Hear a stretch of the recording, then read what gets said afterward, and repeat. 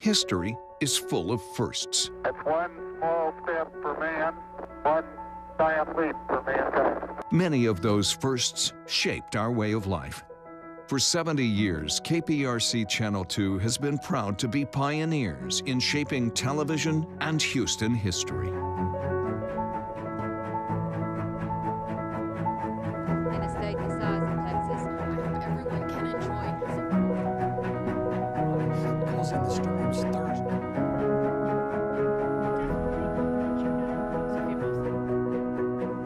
Minutes before 9 o'clock, the crew's here telling you. This is the first time in a long they had 11. Send us some of your pictures. Isn't it good to work for a place that has a sense of history? And indeed it is. See, taking the president from Spring to College Station following.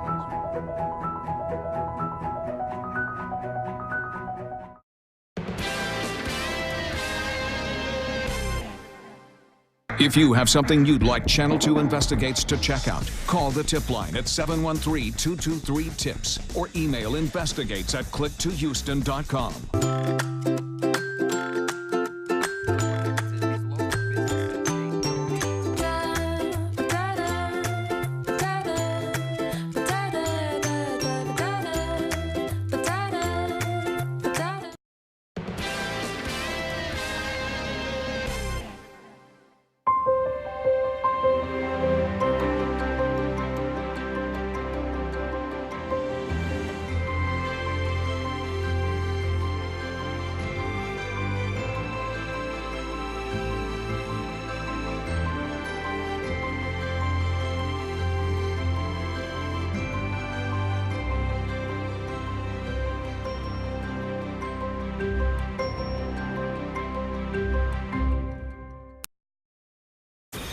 Live from KPRC, this is Channel 2 News Today.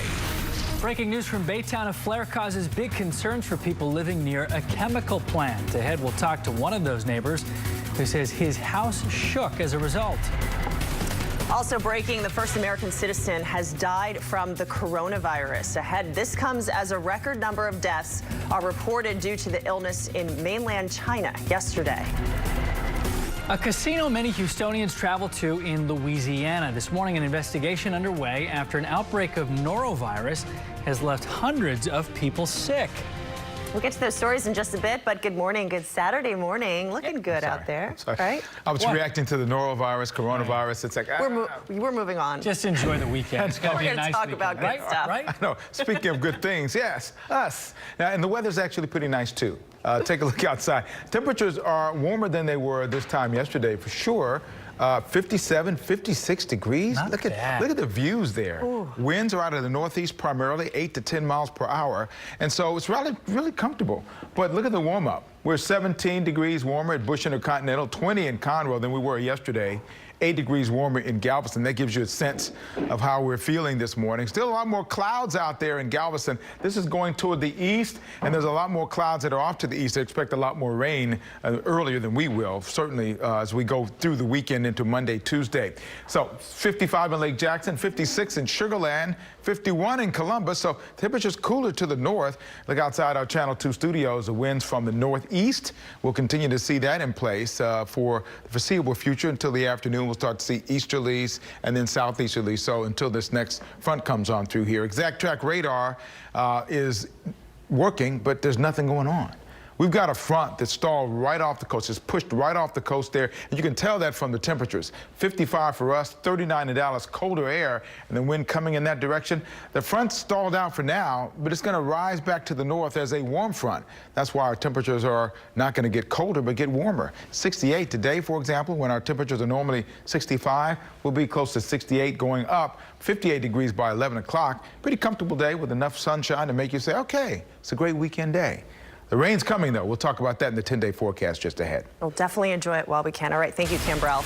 Breaking news this morning from Baytown. That is where a massive flare has people living in the area on edge this morning. We started getting calls about it just after 5 this morning. The flare happened at the Raven Chemical Plant off the East Freeway near Highway 146.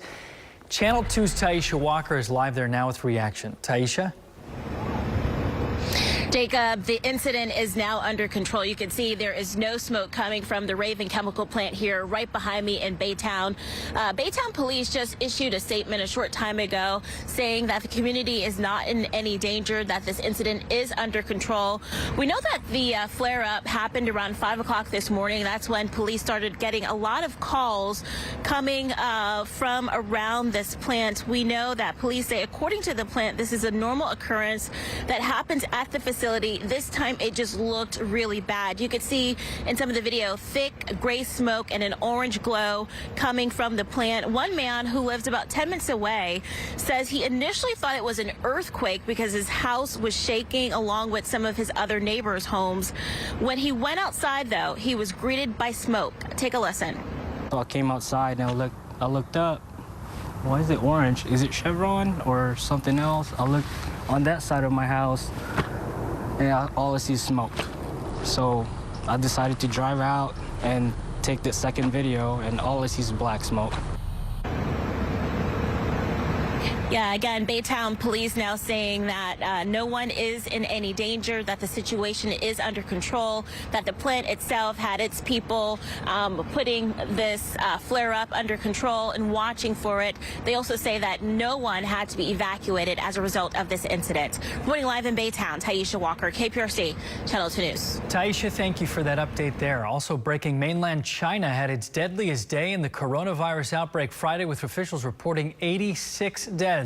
This comes as the U.S. Embassy in Beijing announced the first U.S. citizen has died from the pneumonia-like illness in China. Since breaking out in Wuhan in December, the coronavirus has killed more than 700 people worldwide, mostly in China. Tens of thousands of people have been infected in 27 countries and territories. The Centers for Disease Control and Prevention is now reporting that 337 people in the U.S. are now under investigation for the coronavirus. Of those, 12 have tested positive, 225 people tested negative, and 100 people are still pending. Health officials in Louisiana are investigating an outbreak of norovirus at a popular casino in the Lake Charles area. The State Department of Health says the agency has received at least 200 surveys from people self-reporting viral symptoms. The norovirus is highly contagious and can cause vomiting, diarrhea, and stomach pain. Officials say a number of people were attending events at the LaBerge Casino and then reportedly fell ill. Officials expect the total number of cases to rise. We know of at least 200 to 300, although some of the survey results are not back yet and some of the lab tests are still pending. But there were several hundred people at each of the events that occurred over the past couple of days. To stop the spread, officials are urging people to stay home, wash their hands thoroughly, and disinfect areas with bleach-based household cleaners.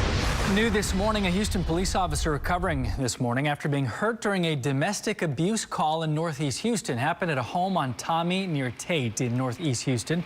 Police say one man claimed his uncle threw a brick at him and hit him. While officers were trying to interview the men, one of the men became confrontational. Police say an officer was able to tackle and apprehend the man, but an officer suffered a shoulder injury in the process there.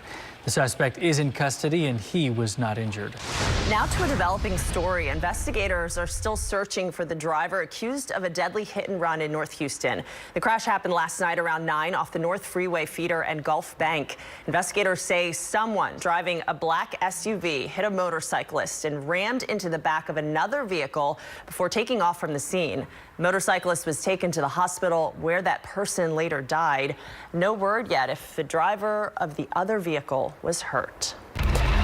Only on 2, we are hearing from a woman who says her house was the target of a recent drive-by shooting in Cyprus. Deborah Newby says that terrifying shooting unfolded Thursday night when she heard a loud bang and then found a bullet hole in her front door. Investigators say the alleged gunman, Donovel Tucker, was arrested less than a half an hour following that shooting after a neighbor's surveillance video captured the incident. Newby says while she doesn't know Tucker seen here, her roommate certainly does. Tucker is the ex-girlfriend of her roommate's current boyfriend. For the last 2 to 3 weeks, they've been getting a lot of text messages, threatening text messages. I'm lucky to be alive, for sure. No word yet if any charges have been filed against Tucker. President Trump is cleaning house just days after being acquitted by the Senate on 2 articles of impeachment. The president has fired 2 key witnesses in the House inquiry against him. Gordon Sondland, ambassador to the European Union, was notified yesterday that he'd been ousted from his position. A Trump advisor admits the firing was punishment for siding against the president. The president also fired Lieutenant Colonel Alexander Vindman, who was the top Ukraine expert at the National Security Council and who also testified. His twin brother was also fired from his job at the NSC. Both of us have had our driving licenses for several decades now. Several decades. Some of us, maybe. Not I, but we can remember being nervous about taking that driving test to get it, right? Yes, coming up, why teens in one state don't have to worry too much anymore after the state took out the hardest portion from it. But why did they do it? And we're heading into a mostly beautiful weekend, but the gridlock could get really ugly. I'll tell you the weekend traffic alerts coming up.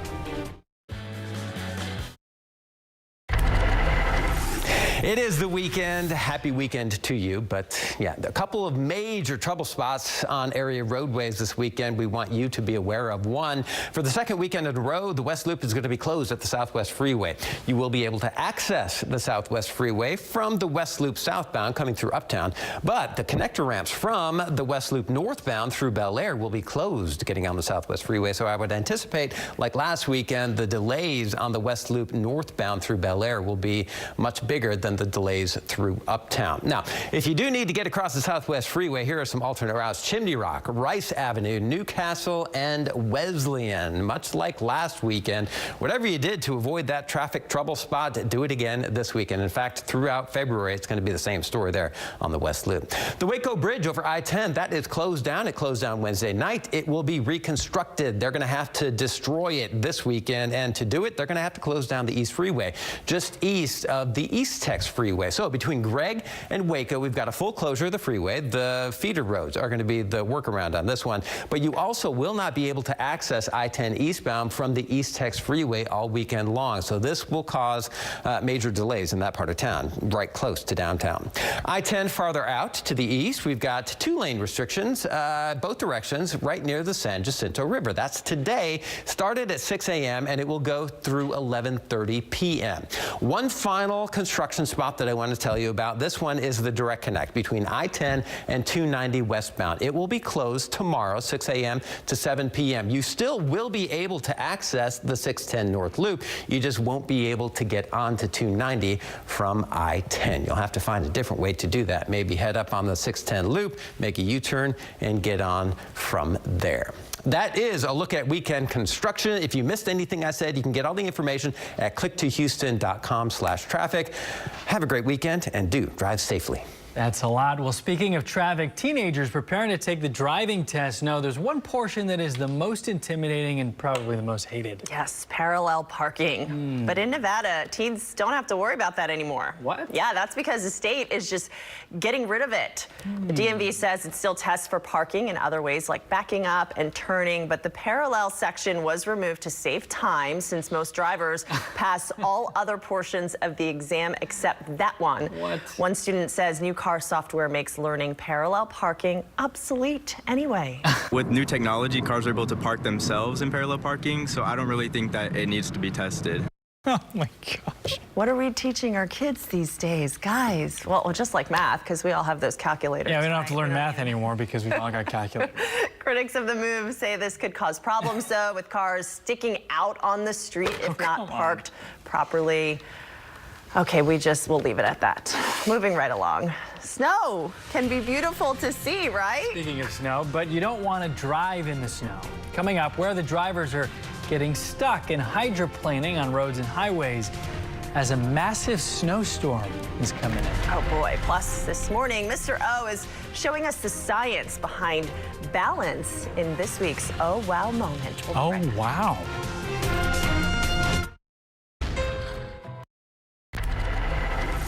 Hey! I'm Mr. O, here with another moment at the Children's Museum of Houston. That is so cool! Yeah! How do you get it to balance Actually, I just adjusted its center of mass. I know that mass refers to how much matter is in an object. Right. So does the center of mass mean the same thing as the center of matter? Basically, yes. It's the point around which an object balances because the mass, the matter that's inside the object, is equal. Take this meter stick, for example. Gravity pulls down on every piece of matter in it equally. So to make it balance on your finger, we don't balance the gravity, but rather we balance the matter, the mass, so that there are equal amounts on each side. I get it. Since the matter is balanced, the total force gravity exerts on all of the matter on the left side is equal to the total force gravity exerts on the right side. Right. But if we change the position so that there's a little more mass on the left side, then the force is no longer balanced and the stick falls. Well, let me show it to you a different way. To learn how to make your own balance stick and learn more about center of mass, see the full version of this video online at click2houston.com or cmhouston.org. This has been another Oh Wow moment from the Children's Museum of Houston. We hope your mind can come out to play. There we go. Yeah. Not the iPad, not the iPad. Okay. All right, you can check out Mr. O's Children's Museum segments every Saturday morning right here on Channel 2. The museum wants you to know some of the experiments could be dangerous and require adult supervision, but not really this one. Yeah. All right, we've had cold weather this week, right? But nothing. Oh, no thanks. Nothing like this. This is Colorado. This is what drivers had to deal with there. Snow-covered roadways, hard for people to drive, hard for people to see. Some people ended up hydroplaning or just getting stuck in all that white stuff. Oh boy. Take a look at Denver's airport. They received snow for a majority of the day yesterday, which kept crews on the tarmac super busy. They were trying to clear it so the planes could land and take off. This is a time-lapse video of their hard work. Oh man, you can see crews in construction vehicles picking up the snow, moving it away from the tarmac. They are working hard and super fast. That looks like a lot of fun. It does. Let's go and play in that stuff. No. Don't you miss that? No. I'm gonna get some hate mail. I've done that before. Yeah. We all have. One of my greatest moments was selling my snow blower and my snow shovel when I left Connecticut in 1985. Never went back. Never went back. It's a great state, Nutmeg State, but, you know, weather, you can have it. Hey, look outside here, our Click 2 Pins family. Once again, John Sedlak on it with making us jealous about not living in the Woodlands in Kingwood. No snow there. I'm sorry, Kingwood, John. I don't want to get those mixed up. Although the Woodlands is a nice place, too. Okay, thank you for sending that in. Here's a normal high is about 65 degrees. Look outside the Channel 2 studios. High expected about 68 at Bush, Hobby 67, Galveston 65. We got the cloud cover that's out there. It's going to be, we're going to lose that, but they're not going to let us get anywhere close to our records of 87 degrees, thank goodness. Temperatures right now 50 in Conroe, 55 in Katy. Sugarland, you're at 56, 55 in Angleton, and 62 in Galveston with our winds from the northeast now 10 miles an hour and less with some calm spots as well going forward here. We have the stationary boundary now. It's starting to become stationary. Front slid through. Now it's right here. You can see where the wind's coming from the north, coming from the south. And so that's where that boundary is. Normally we have a cold front, comes on through, the cold air comes right behind it. This is not going to happen this time. This is going to go stationary and come back to the north as a warm front, so it will be even warmer over the next couple of days going forward here. And we see they have the upper level winds coming from the Pacific, a lot of moisture coming from there, and we'll have that wind coming from the south as well. That'll give us an increased chance in shower activity. Futurecast model shows the clouds that'll be building in for tomorrow. This model has our rain coming in late in the afternoon and evening. Put this emoji, this is 12 o'clock, then 4:30, you see a few showers there. And later in the evening, 9:30, showers around. This is the beginning of what will be a wet week. Monday, rain around, mostly to the north. Tuesday, a little bit farther to the north, but it'll be around, even though you don't see it here. Tuesday's going to have some showers as well. But Wednesday is going to be a rainier day. Here's going to set Wednesday morning, going into the Wednesday late afternoon. We start to see it moving on out of here, and we'll see some clouds going forward over the next several days, but the rain will be out of here for the most part going into next weekend. In terms of rain amounts, going into Monday, you see this 2-inch amount here to the north, 1.5 inches to the south. Then going by Wednesday, we're going to have rain amounts of 1 to 3 to 4 inches inches in our area. And then if you look farther to the east, look at this, 6 to 8 inches. So a lot of rain around. We're going to be just to the south of a lot of it. Exact track radar showing us quiet for the day and drier air in the upper levels of our atmosphere. So take the dog for a walk today, shall we? 55 to 56 to 58 degrees. You think Ariel got adopted? Probably. Cute. Too cute not to be, right? Here's a look at that 10-day forecast then. 30 to 60%. By the way, those 30 to 60%, we're going to probably raise those as we get into Monday, going into Tuesday and Wednesday. A little bit of a front comes through. You notice the temperatures drop from 70 as a high to 64 as a high as we get from that Tuesday, Wednesday time period. But the rain, just be ready for it all the way through Wednesday afternoon, evening before it gets out of here. It gives us a break starting on Thursday. Coming up tomorrow on Houston Newsmakers, former Houston City Council member Dwight Boykins is with Harris County DA Kim Ogg and asking people with legal troubles to come to the Make It Right Fair next weekend. Bring all certifications, whether it's a CDL driver's license, certificate you may have. Make certain that when you have the opportunity to interview with a company, you have what they're looking for on the spot. Chance to get rid of the record that you may have and get a job. How the DA's office is helping felons get a second chance. We'll talk about that on Houston Newsmakers tomorrow morning at 10:30. Big opportunity. Thank you so much, Cambrell. Well, there are thousands of homeless pets across our area that need your help. They sure do. Coming up next, how you can team up with Rescued Pets Movement to save pups on Valentine's Day. We'll be right back. This is home. Welcome back. Valentine's Day is this Friday, guys, and this year you can give your love, to a pet in need. Monica Schmidt from Rescued Pets Movement joins me now with these cutie pies and how you can help. Monica, I don't want to say goodbye. Oh my gosh, this is Jezebel. Right, it's so easy to fall in love with them, right? She's so sweet. And then these two kitties. I have Nova and Oakland. They're actually part of a litter of 4 that we rescued off the euthanasia list at a local shelter. Jezebel actually came in by herself. She was a single pup, and they just didn't have space for her. And we were luckily able to match all of these guys up with our partners in Colorado. So they just need fosters, kind of like a little foster fling for Valentine's Day. You could help give this pup and these kittens a safe place to stay for a couple of weeks until they transport. Oh, I love it. It's super easy to get involved. Yes, and it's super hard to say goodbye. It is hard to say goodbye, but you can always just sign up to foster the next one, right? You keep that spot open in your home to save another life. Sweet. Tell us more about Rescued Pets Movement, because this is so awesome what you guys do, and I love watching these videos. Yeah, we are foster-based, which means when we pull an animal off the euthanasia list, an animal that wouldn't make it out alive from that shelter, we send them into a foster home. We take care of all of the medical through our clinic, so you're not out veterinary costs. We can help with supplies like crates, food, whatever you may need. You give them a warm, safe place, and then you show up on their transport day, and they get loaded up, and they make their way to their new forever home in Colorado. Oh, it's so sweet. And I think you also give folks a chance to see, like, hey, does this puppy work for us, or does an animal work for us right now? Right. Maybe you're not quite ready for the forever commitment, but you still want to get your puppy or kitten fixed. Maybe you just have a hectic schedule. Maybe you already have a pet at home and they like having a buddy, but you're not ready to financially have 2 or 3. Right. This is a great way to get involved, to save some lives. And again, it's a short-term commitment. Sometimes as little as 2 or 3 days with a refoster, sometimes a couple of weeks. Oh, I love it. All right, tell folks where they can get more information if they're interested in reaching out. So our website is a great place, rescuedpetsmovement.org. Also, we're in the Oak Forest, Garden Oaks area at 2317 West 34th Street.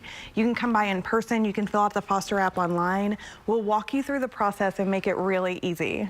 Oh, thank you so much, Monica. Thanks.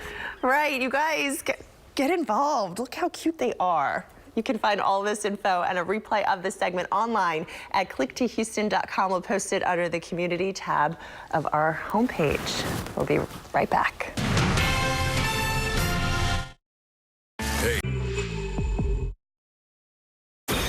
Live from KPRC, this is Channel 2 News Today. Breaking news this morning, concerns in Baytown after a plant flare this morning. Ahead, what people who live near that plant felt when it started. Also, A.J. Hinch discusses the sign-stealing scandal for the first time. New this morning, what a new report says about former general manager and President Jeff Luhnow. Less than a week after the Super Bowl, are you ready for more football? This morning, a preview of the Roughnecks' first game today. Yeah, we're ready for some football. It's going to be nice out, so get out there and throw around the football this weekend. That's right. Throw around the football, watch Cam Marshall talk about the football. What's going on? Why not? And people, they're pretty ingenious, the XFL, just said, you know, look, we're going to do it right after the Super Bowl so people don't have to go through football withdrawal. There you go. They can go right into it. And it's going to be going on for several weeks, too. So get on out if you can. The weather's going to be nice. Here's Galveston. There's a little cursor there, but don't pay attention to that. Look at all the waves that are there. We still have clouds that are out there, but sunshine is there, too, trying to make its way through. 60 degrees in Galveston, 56 degrees at Bush Intercontinental. North winds now at 12 miles per hour. We're going to see these winds change around and come from the south eventually over the next day or so because the front is just stalling right near the coast there, and it'll start moving to the north here eventually here in the next couple of days here. So winds out of the variable from the north and east and southeast, so 5 to 10 miles an hour. 2-foot seas, light chop on the bays. The low tide to 9:12 coming up in just a few minutes. We can celebrate in 10 minutes. So then the high tide at 5:29 later on this afternoon. About 65 degrees for the high temperature there in Galveston. Pretty comfortable, actually. Get out and enjoy the weather out there. If you're heading on down there, the hour-by-hour forecast going forward is not coming up. Just know it's going to be about 65 degrees and the sun's going to be coming out. And we're going to talk about the 10-day forecast and when we can expect those showers to really pick up.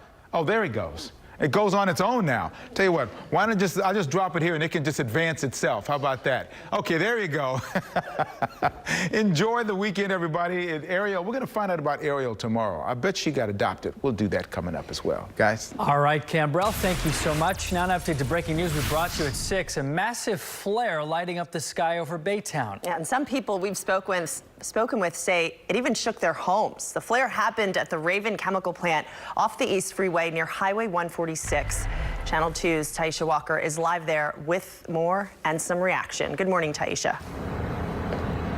Sophia, good morning. Baytown police tell us that everything is all clear here at the facility right behind me. This is the Raven chemical plant over my shoulder.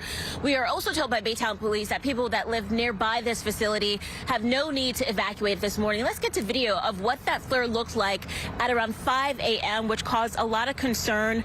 Police confirmed that it was a flare, which they say is normal for the plant, but this one just looked worse than what it was. Police say the plant had their own officials handling the situation and that the community was not in any danger. One neighbor says his house was shaking and he was ready to pack his children up in the car and leave. So I thought that was scary for me. I have my kids in here. So, you know, it's just, we had no warning. Normally we do get some warnings. And we did notice that there are some power outages in the area. Baytown police still working to figure out if it may be connected to that flare this morning at the plant behind me. Reporting live in Baytown, Taisha Walker, KPRC, Channel 2 News. Taisha, thank you for the latest there. New this morning, bond has been set for a suspected drunk driver accused of hitting and killing a man in a motorized wheelchair. 37-year-old Carlos Lopez Obispo faced a judge overnight. He's now charged with intoxication manslaughter. The crash happened on Bel Air Boulevard near Renwick Drive Thursday night. Police say the victim was waiting at a bus stop when he was hit. He later died at the hospital. According to court documents, a witness told police that Lopez Obispo admitted to drinking 3 beers before that crash. The judge set his bond at $100,000 along with several bond conditions. New this morning, a business owner had to be flown to the hospital after police say he was shot during a break-in. Happened last night on Airline Street in Salerno. We're told the man discovered the burglars when he heard noises in the back of his t-shirt business. The victim tried to run away but ended up being shot by one of the burglars in the back. Police say some Good Samaritans drove that man to the hospital. He was flown to the Texas Medical Center. No word yet on his condition. This afternoon, bubbles will fill the sky to honor the life of little Malia Davis. Thursday would have been her 5th birthday. The 4-year-old girl was reported missing in May of last year. Her remains later found in Arkansas. Her mother's ex-boyfriend, Darian Vince, is charged in connection to her death. Malia's biological father is now having a public celebration at Sunnyside Park on Belfort Street at 3 p.m. He is asking everyone to bring bubbles instead of balloons and to wear pink, Malia's favorite color. This morning, the largest school district in Texas is putting out the Help Wanted sign. Houston Independent School District hosting a job fair today, looking for certified educators to fill full-time teaching positions in what are called critical storage areas. Those are bilingual education, secondary mathematics, secondary science, and special education. The job fair will be held this morning at 9 o'clock at the Hattie Mae White Educational Support Center, that on West 18th Street right there in Houston. Now to the latest in the Astros sign-stealing controversy. Former Astros manager A.J. Hinch breaking his silence for the first time since being suspended and fired. Hinch sat down with Major League Baseball's Tom Verducci one-on-one, opening up about whether the Astros' 2017 title is tainted, saying everyone will have to draw their own conclusions. Hinch admitted to hearing the banging on the trash cans and talks about trying to put an end to the sign-stealing, but also saying he should have done more. I think it's something that I've continued to think about, certainly through the investigation and when you have to openly talk about it. I wish I would have done more. Right is right and wrong is wrong, and we were wrong. You'll remember A.J. Hinch was fired in the wake of that scandal. Dusty Baker was tapped to replace Hinch in the upcoming season. Meantime, there is a new report about former general manager and president of the Astros, Jeff Luhnow. He has said he had no knowledge of the Astros' misconduct. A Wall Street Journal report, though, says he knew about the cheating from the beginning. The report says Luhnow was given information on how a high-tech covert operation dubbed Codebreaker could steal catcher signs in October 2016. The previously undisclosed information comes from a letter that Major League Baseball Commissioner Rob Manfred sent to Luhnow last month. Luhnow was suspended by the league on January 13th. He was fired by the team hours later. And this morning, we're hearing from one of baseball's biggest names about the sign-stealing scandal, Hall of Famer Hank Aaron. NBC's Craig Melvin sat down with Hank Aaron recently and asked him about the scandal and whether the players involved in the scheme should be punished. Here's a portion of that interview. Were you surprised? I was surprised. They didn't steal signs back in your day? They did. They didn't steal them that way. Do you think the punishment fit the crime? No, I don't. I think whoever did that should be out of baseball the rest of their life.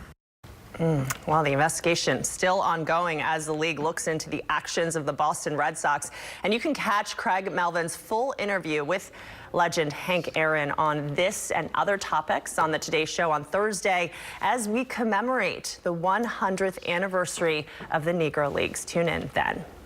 The NFL and college football are done, but football season not over yet. Nope, the Houston Roughnecks kick off for the first time this afternoon. That is the Roughnecks. They are part of the new football league, the XFL. They will host the Los Angeles Wildcats here at home inside TDECU Stadium. The players who say they're excited to hit the field for the big debut also have new XFL rules to abide by, which will almost guarantee a faster paced game. So that's exciting. And for guys to come out here and be, with experience, and you got the new kickoff rules, so it's different. I'm very excited, man, just to get out there and see what we're capable of as a team. We get to get out there and hit the opposing team. Kickoff for the Roughnecks set for 4 p.m. with tickets starting at less than $40. All right, and good news, the U.S. women's national team has qualified for the 2020 Olympic Games in Tokyo. All right. Yes, they did so with a 4-0 victory over Mexico at a semifinal game in Los Angeles. Rose Lavelle opened the scoring before a pair of goals from Samantha Mewis, and a magical Kristen Press chip ensured the USA would be represented at the Olympic Games. Remember, you can see those games right here on Channel 2 beginning July 22nd. Ooh, there it is, in your face. All right, this morning, 2 puppies are safe after going through a horrible ordeal. Yeah, and part of it was caught on camera. Coming up next, what police say the owner of those pups did after crashing into a gas pump and causing a fire. Now here's Andy Sirota with a story he's working on Monday at 6. Hello there. It was a chilling video. I'm your best friend. I'm Santa Claus. A stranger's voice heard speaking to an 8-year-old little girl after hacking into the family's Ring camera system. She had to be terrified. What you could be doing right now to put your family at risk of a hack, and the 3 things you can do right now to stay safe from hackers. Would-be attackers can get the geography, basically, of devices around the world that they can compromise, and they compromise them to gain access to things. Monday at 6 p.m. We showed you some cute puppies earlier in the show, so we want to do it again. So this time the puppies were actually saved from a fiery crash. The dogs were in the back of a truck when the owner drove into a gas pump and caused a fire. The driver, though, then bailed from the car and ran away, we're told, leaving the puppies behind. Fortunately, firefighters, though, were able to rescue both of them. I could see a little tail wagging above the smoke, so it gave me a hint that there's a puppy in there, a dog. So I tried to reach for it, but it ran to the back seat. So the pets were taken to a veterinarian and treated for some minor burns, but thankfully they're in good health. The dog's owner is being charged now with driving under the influence, criminal damage, now animal cruelty, and leaving the scene of a crash. Lucky they are okay. Oh yeah, that's good. It is the kind of surprise that never gets old. A soldier getting back from deployment to Korea surprised his kids at their school in Killeen Friday. Staff Sergeant Matt Sanford is the dad to 4 kids. Oh, there's that moment. Another hug. Ages 3, 7, 10, and 11. And one by one, each kid was called out of class and told to go to the library. Aw, waiting there with open arms, Dad. The one thing that wasn't a surprise, the tears of joy and a big hugs shared by all of them. Oh, I basically couldn't sleep last night. I was, the adrenaline was pumping. I was really excited to see them and see their faces again. Even though I was able to FaceTime with them and stuff like that, it's still not the same as being able to be here and hug them and stuff like that. Oh, beautiful family. And look, there's the kids. They're so adorable. They're so happy. This was the Staff Sergeant's 5th deployment. 5th. The family says they're most excited about being able to just watch movies and hanging out together, going out together, the little things. There's nothing like that. My dad, he was 30-year Army, and he went on several deployments in a lot of different places, including Vietnam twice. And I can't, when he comes home, it's like, man, because you never know when they go away if they're going to come back. Yeah. So when you see him back, oh, it is happy time. Did you see the picture of my little granddaughter? Oh. Did you see the picture? Yes, I did. My daughter has not given me permission to show just yet. We'll have to show him tomorrow. But big, oh, it's great. First smile. Yeah, big. Oh, big. What a tease. It is a tease. Hey, let's talk about football, shall we? What a nice transition. Roughnecks, we talked about them earlier. They're going to be playing today, 4 o'clock, TDECU Stadium, 66 degrees at kickoff. Good football weather, I think. Get on out to the zoo even. You can do that. Giraffes out there. There's Bobby. Bobby knows when he's going to be on TV, I think. He goes over to the feeding trough. There's Bobby right there. Little baby Bobby and everybody else. A little taller than he is right now. Zoo's the best zoo in America. Get on out there if you can. 58, 56 degrees right now in that area where the zoo is. 60 in Lake Jackson and in Galveston as well. Winds continue to be out of the northeast. 12, 9, 8 miles an hour, so not much. Comfortable out there. If you go out, pretty comfortable. Here's exact track radar. Nothing going on there. I want you to see what's happening here. Look at this. We've got snow north of Atlanta. Here's a trailing edge of this front that's just kind of sagging. So once I put a little sprinkling here, this is where it stalled out. And for right now, that's where it is. But we're going to continue to see changes for us. We're going to see warm air coming back. A little stall front that's there now is going to be pushing to the north. And then we'll get ready for this next front that's going to slide on through, giving us our rain late Sunday into Monday. Monday, we're going to get a little dousing here, quite a bit, in fact, going into Monday afternoon, going into Tuesday. Hanging out here is going to have the boundary that's going to stall out again a little bit more going into Tuesday and Wednesday. The same sort of scenario. Warmer conditions, though. We'll be on the warm side of the colder air. Colder air to the north. We'll be on the warm side as we get that rain coming in here, and pretty good moderate doses from time to time going into the week. So Wednesday, a bigger rain day. This shows the rain a little bit farther to the north. I'm not buying it. We're going to have a lot of chances for us to have rain on Wednesday as well. Sliding on through here, out of here by Thursday. Here's a futurecast model looking what we can expect today. 68 degrees around 4 o'clock. Look what happens overnight. We don't go down very much. In fact, by tomorrow morning, we're going to be in the 60s starting out. So we continue to have that warm air coming from the south to the north.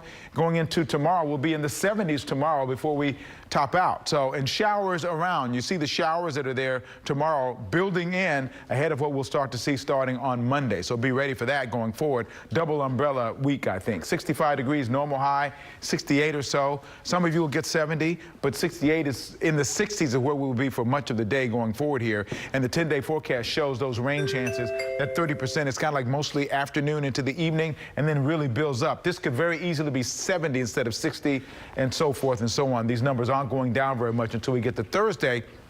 And then Friday, Valentine's Day, the day of love. Is it going to be a good day?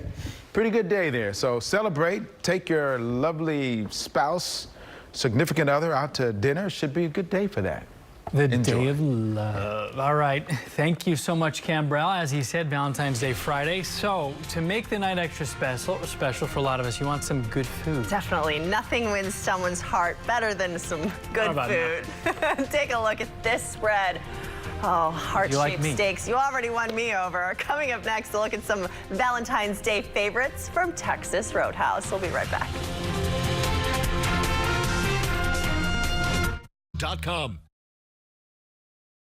Hey guys, Valentine's Day is Friday. Time to get ready. Besides the flowers and the chocolate, you might need some good food. So Jerry Forrester's here with Texas Roadhouse to share a few things with us. Absolutely. Including about ribs. Yes, we are. We're going to show you ribs today, and we're also going to show you some rib eyes, because nothing says love like rib and rib eyes, right?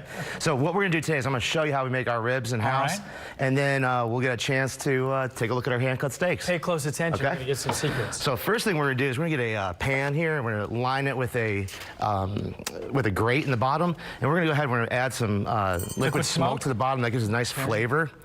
There you go. All right. And we typically add about a cup of water, so let's just take some water. You can just pour it in there, it'll be good. Now what you want to do, now what you want to do is you want to grab a nice rack of ribs. These are pork back ribs here that we use in the restaurant. We'll take those and we'll take our seasoning right here. You can buy that seasoning in our restaurant, or you can buy a rub from any grocery store. We're just going to put it on there nice and generously on each side. So we're going to do on that side. We'll go on this side. We'll make it really nice there too. Very generous. Very generous. You want to get all those flavors, and that salt pulls the flavor into the meat. We'll go ahead and we would finish up putting more and more in here. We put this in an oven at a real low temperature after we wrap it with plastic wrap and some foil, nice and tight. We'll put it in the oven for 250 degrees for about 4.5 hours, slow and low, right? Wow. When we're done, we'll put it in our magic oven over here, and we should wind up with something really great looking like this. This is finished ribs right there for you. When you finish ribs, you can do a couple things with them. You can either put them in bacon grease and let them kind of seal the flavor in. Put them in bacon. Yeah, and you can put them in there, and you put them in your fridge so you can save them for later. Because I know during Valentine's Day you're gonna come out to Texas Roadhouse to eat, but then the day after you're gonna want to make your own, right? So this way you can have it ready for the next day. Put it on the grill, grill them up nice, and hopefully when you're done grilling them, they should look something just like this. We'll put these right over here, and we'll have this beautiful barbecue sauce on there. We'll kind of spread it out like that, and nothing goes better with ribs than great ribeye steaks. Ribeye is very flavorful. We have 16, 10, and 12 ounces in the house, in our house, and we also have bone-in ribeyes, which give you even extra flavor. So if you're feeling brave, you make your own. Absolutely. If you're not feeling so brave, you come see me. You just come see him. Yeah. All right, you've got many locations. You can look them up. And if you want to replay the segment, if you want to look at what they added again, you can find it under the community section of the website. And we'll be right back. Sounds good.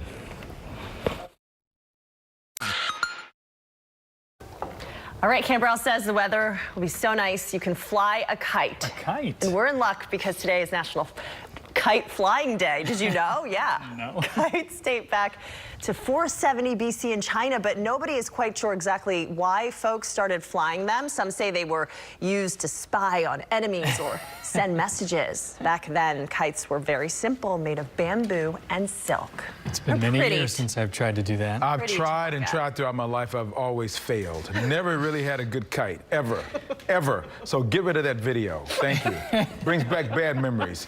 Captain Zionist relief camera shot, those a good memory. 56 degrees. There's 60 degrees in Galveston.